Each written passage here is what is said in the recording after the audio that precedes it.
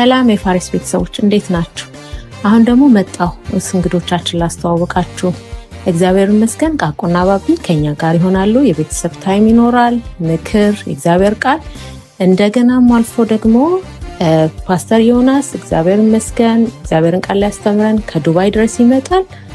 አስቴር እግዚአብሔር የተመሰገነ ይሁን አብራ ልትዘምር ልታመልክ ከካናዳ ድረስ ትመጣለች። እግዚአብሔር ይባርካቸው። ሁሉም ጥያቄያችንን ተቀብለው እሺ ብለዋል፣ ኮንፈርም አድርገዋል።